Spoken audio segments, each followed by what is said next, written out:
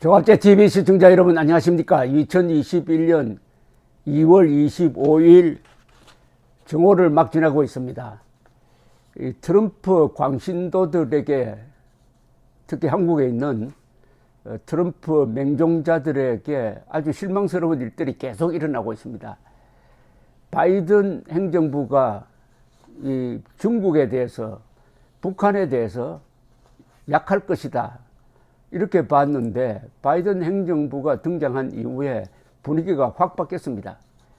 중국을 전략적 주적으로 간주하고 단체전을 해서 압박을 하겠다, 즉 동맹을 강화해서 압박하겠다는 정책을 천명한 다음에 전방위적으로 대중국 견제망을 형성하고 있습니다. 거기서 한국이 지금 빠지려고 하는 데서 문제가 있지만 한국을 무시하고 문재인 정부를 무시하고 갈 가능성이 높습니다. 그리고 북한 인권 문제를 정면으로 제기하고 있습니다. 아마 앞으로 북핵 문제에 대해서는 돌파구가 생기지 않겠지만은 북한 인권 문제에 대해서는 미국이 앞장서서 압박을 강화할 것으로 봅니다. 이런 점에서 김정은의 인권만 생각하고 북한 주민들의 인권을 무시하고 있는 문재인 정권과는 정면 충돌 코스로 갈 겁니다. 문재인 미국과의 갈등이 아닙니다. 문재인 대 세계 전체의 양심의 대결인데, 여기서 승부는 끝나는 거죠. 아마도 인권 변호사를 자칭하는 문재인 정권은 머지않아 인권 탄압국으로 규정될지 모릅니다. 인권 탄압국으로 취급받을지 모릅니다. 여기에다가 하나 더, 인종차별적 인권 탄압국가. 인종차별적이라는 것은 지금 종족주의에 가까운 반일 선동을 말하는 겁니다. 토착외우라는 말을 하면은 한국에서는 통하지만은 이걸 영어로 번역하면은 이건 완전히 인종차별입니다. 인종차별적 인권 탄압국가. 그리하여 북한을 닮아가는 이 정권, 여기서 지금 가장 중심에 서 있는 게 미국 국무부입니다. 트럼프 때는 김정은에게 잘 보이려고 미국 국무부가 북한 인권 문제에 대해서 매우 등한시해 왔으나 이제는 달라졌는데, 지금 이 토니 블링컨 미국 국무장관이 어제 이 유엔 인권 이사회에 참여해 가지고 연설을 했습니다. 화상 연설을 했는데요. 뭐라고 했느냐 하면은 유엔 인권 이사회가 북한 인권 결의안을 채택해야 한다 하는 촉구를 하면서 북한 인권 문제를 여러 번 언급을 했습니다. 제46차 유엔 인권 이사회 고위급 회의 화상 연설에서 한 이야기입니다. 여기서 북한뿐만 아니라 북한, 중국 등 권위주의 국가들의 인권 침해에 개입하겠다는 의지를 확실하게 밝혔습니다. 유엔 인권 이사회가 이번 회기에서 시리아와 북한에서 계속되는 인권 침해 등 전 세계 우려 사안을 제기하는 결의안을 지지할 것을 촉구한다라고 이야기했습니다. 유엔 인권 이사회는 그 전신인 유엔 인권위원회부터 지난해까지 18년간 연속해가지고 북한 인권 결의안을 채택했는데, 올해도 결의안 상정과 채택이 유력시 되고 있습니다. 우리 정부는 작년 그리고 재작년 두 번 다 이 북한 인권 결의안 제안국에서 빠져버렸습니다. 인권 결의안을 제안하는데 앞장서야 될 한국이, 문재인 정권이 여기에서 빠져버렸습니다. 그렇다고 이 결의안이 통과 안 되는 건 아닙니다. 유엔 총회 제3위원회가 만장일치 형식으로 채택을 하고, 그 다음에 유엔 총회로 보내가지고 본회의에서 채택하는 방식으로 지금까지 계속 통과가 됐는데, 원래도 뭐 통과는 틀림없죠. 그러나 한국이, 북한 눈치 보고 당사자인 한국이, 북한 인권 문제의 당사자인 북한 동포가, 북한 동포는 대한민국 국민 아닙니까? 그럼 우리 정부가 국민보호 차원에서 나서야 되는데, 김정은 눈치 보면서 이런 비열한 짓을 하다가 보니까 지금 문재인 정권의 위상이 세계 양심에서는 아주 급락하고 있습니다. 조롱거리가 되고 있습니다. 인권 변호사가 대통령이 됐는데 인권 탄압을 묵인하고 있다. 어떤 경우에는 인권 탄압에 앞장서고 있다. 즉 국제사회에서 지금 가장 큰 문제가 된 게 2019년 말에 있었던 탈북 서론 두 사람의 강제 북송 사건이죠. 강제 북송 사건.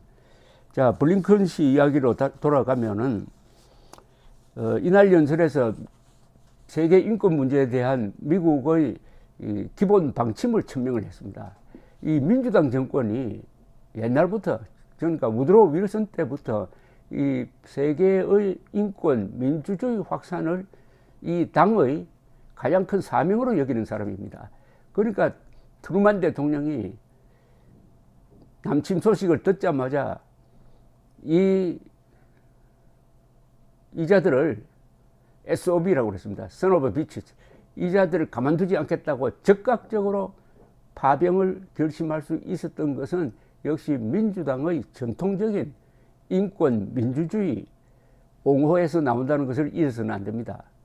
이걸 모르고 미국 공화당이 우리 편이고 미국 민주당은 우리나라 민주당처럼 이렇게 왼편이다라고 생각하는 착각한 사람들이 트럼프가 억울하게 부정선거로 떨어졌다고 하면서 소란을 피운 적이 있습니다. 제발 정신 차리기를 바랍니다.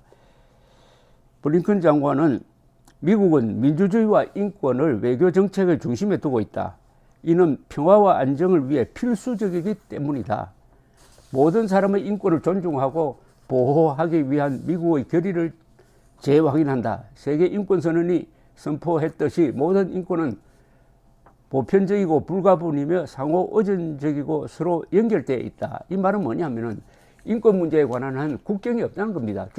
주권도 무시해도 된다는 겁니다. 인권 문제에 관한 한.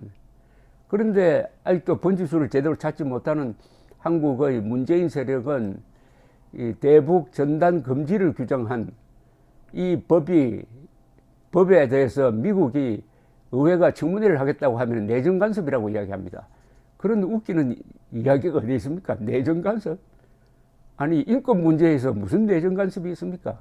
인권은 주권보다 더 위에 있는 세계 보편적 가치라 하는 걸 모르는 무식한 사대주의자들이죠. 이 자들이 진정한 사대주의자입니다. 오로지 김정은 눈치를 보면서 세계의 양심과 맞서겠다는 그런 짓거리를 하고 있습니다. 더구나 창피한 것은 미국의 언론 자유를 누리면서 사는 일단의 한국인들이 요사이 보면은 미국 의회에서 추진하는 대북 전단 금지법 관련 청문회를 열지 말라고 의회에 편지 보내는 이런 장태를 하고 있습니다. 아니, 청문회에 참석해가지고 반대 의견을 진술하겠다고 하면 되지, 청문회를 열지 말라고 하는 것은 미국 의회의 언론의 자유를 반대하는 것 아닙니까? 이런 수준 낮은, 이 어떻게 보면은 대한민국 한민족 창피 보이는 일들이 벌어지고 있는데, 문재인 정권이 똑같은 멘탈리티를 갖고 있기 때문에 북한 인권 문제로 해서 이 정권은 이미 국제적 평가는 끝나버렸습니다. 유턴할 길만 남아 있는데 글쎄요, 그렇게 될까요? 블링컨 장관은 이런 기조를 바탕으로 미국은 오는 2022년에서 2024년 임기의 유엔 인권이사회 이사국 선출을 모색할 것이다. 그러니까 이사국이 되겠다는 겁니다. 그러면서 유엔 회원국들에게 지지를 당부했습니다. 이것도 원래 미국이 인권이사회에서 탈퇴를 했었어요. 트럼프가 탈퇴를 했습니다. 이스라엘을 보호한다는 명분으로. 이스라엘에 대해서 너무 가혹하게 나온다 하니까 인권이사회에서 탈퇴했다가 바이든 행정부가 들어오니까 즉각 복귀를 했습니다. 바이든 행정부가 들어와서 파리 기후협약에 복귀하고 WHO에 복귀하고 나토를 강화하고 하는 일련의 행동을 우리가 유심히 보면은 어떻습니까? 트럼프 때보다 바이든이 잘하는 것 같지 않습니까? 한국을 위해서, 아니 세계의 평화를 위해서.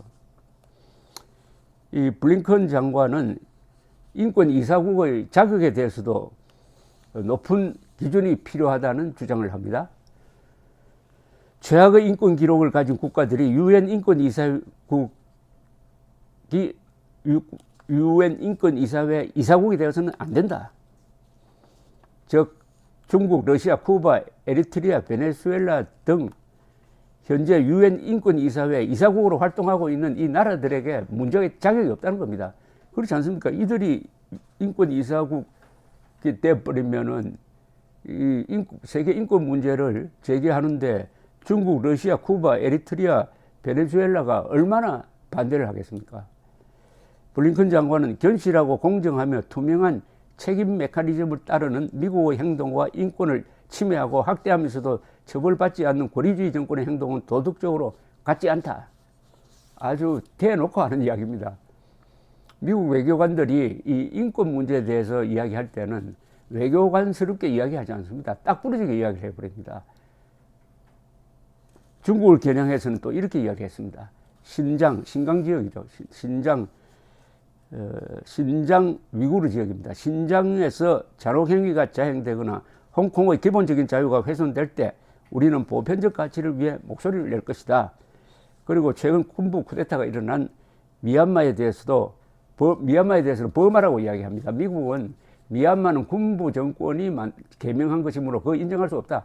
그래서 그 전에 불렸던 버마라고 항상 부릅니다. 버마의 민주주의가 후퇴한 데 대해서 경각심을 갖고 있다. 그러면서 인권 정지는 미국 혼자서 할 수 없다. 전 세계의 동맹이 필요하다고 했습니다. 또 바이든 대통령은 우리의 민주주의 가치를 외교적 지도력과 통합시키고 민주주의 수호와 인권 보호를 중심에 둔 외교 정책에 전념하고 있다고 강조했습니다. 인권 외교를 하겠다는 겁니다.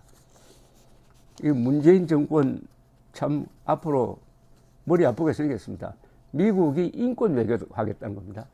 옛날에 기억나십니까? 카터가 인권 외교 하겠다고 그래가지고 주한미군 철수를 공약을 했습니다. 그래서 박정희 정부와 많은 갈등을 겪었습니다. 그때의 한국의 인권 문제와 지금의 인권 문제는 차원이 다릅니다. 그때는 박정희 대통령은 경제 우선, 그리고 북한의 도발에 대응하기 위해서 한시적으로 인권을 불가피하게 제약한다 하는 차원의 인권 제약이 있었다면 지금 문재인 정권은 반인도 범죄자 김정은 한 사람을 위해서 대한민국 사람들이 기본적 인권, 즉 북한의 정보를 유입하는 것도 못하게 하고 북한 동포들도 무시해버리고 탈북자들도 탄압하고 탈북자들 중에서 북한이 딱 찍으면은 북한에 북송해버리고 이런 비참한 모습, 비열한 모습을 보여주고 있습니다. 블링컨 장관은 이날 별도로 발표한 성명에서 북한과 시리아에 대한 인권 침해 조사 등 북한 인권이사회는 불의와 폭정에 맞선 그 같은 싸움을 지원해야 한다라고 또다시 강조를 했습니다. 앞으로 이 북한 인권 문제를 둘러싼 한국과 미국의 갈등을 예상을 해보면서 이제 북한 인권 문제에 대해서 우리 한국 사회가 배전의 관심을 기울여야 합니다. 북한 인권 문제가 결국 자유통일로 가는 길입니다. 자유통일이라는 핵심이 뭡니까? 북한 노예 동포들 해방하는 것 아닙니까? 한국의 우파가 이렇게 위축된 이유가 있습니다. 하나는 자주국방 의지를 포기를 했습니다. 그 다음에 자유통일 의지를 포기를 했습니다. 자유통일이 바로 북한 해방인데 그 북한 동포에 대한 관심을 끄물어서 한국의 우파가 좌파들에게 만만하게 보였습니다. 그러니까 다시 한번 북한 인권 문제를 우리 사고구조의 가장 한복판에 두고 자유통일로 나아가는 길을 모색하는 데 있어서 바이든 행정부 그리고 세계의 양심과 협력할 수 있는 이제 분위기가, 환경이 조성되었다. 아주 밝은 뉴스라고 생각합니다. 감사합니다.